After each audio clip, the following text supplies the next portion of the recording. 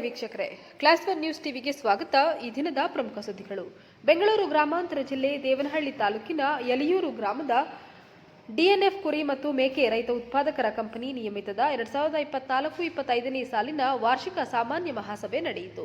ಘನ ಅಧ್ಯಕ್ಷತೆ ಶ್ರೀಯುತ ಎ ಆನಂದ್ ಅವರು, ಅಧ್ಯಕ್ಷರು ಡಿಎನ್ಎಫ್ ಪಿಒ ಯಲಿಯೂರು ಇವರ ಅಧ್ಯಕ್ಷತೆಯಲ್ಲಿ ಮುಖ್ಯ ಅತಿಥಿಗಳಾಗಿ ಕರ್ನಾಟಕ ಕುರಿ ಮತ್ತು ಉಣ್ಣೆ ಅಭಿವೃದ್ಧಿ ನಿಗಮದ ವ್ಯವಸ್ಥಾಪಕ ನಿರ್ದೇಶಕರಾದ ಡಾಕ್ಟರ್ ಜಯಣ್ಣ, ಉಪನಿರ್ದೇಶಕರಾದ ಡಾಕ್ಟರ್ ಕಮಲಮ್ಮನವರು, ಬೆಂಗಳೂರು ಗ್ರಾಮಾಂತರ ಪಶುಪಾಲನಾ ಪಶುವೈದ್ಯಕೀಯ ಸೇವಾ ಇಲಾಖೆಯ ಡಾಕ್ಟರ್ ಜಗದೀಶ್ ಕುಮಾರ್, ದೇವನಹಳ್ಳಿ ಮುಖ್ಯ ಪಶುವೈದ್ಯಾಧಿಕಾರಿಗಳಾದ ಡಾಕ್ಟರ್ ನಾರಾಯಣಸ್ವಾಮಿ, ಯಲಿಯೂರು ಪಶು ವೈದ್ಯಾಧಿಕಾರಿ ಡಾಕ್ಟರ್ ಸುಪ್ರೀತ್ ಗೌಡ, ತಾಲೂಕು ಕೃಷಿ ಇಲಾಖೆ ಸಹಾಯಕ ನಿರ್ದೇಶಕಿ ಶ್ರೀಮತಿ ಸುಶೀಲಮ್ಮ, ಕೆನರಾ ಬ್ಯಾಂಕ್ ವ್ಯವಸ್ಥಾಪಕರಾದ ಪಿಎಸ್ ಮಹೇಶ್ ರವರು ಇವರುಗಳು ಆಗಮಿಸಿದ್ದರು.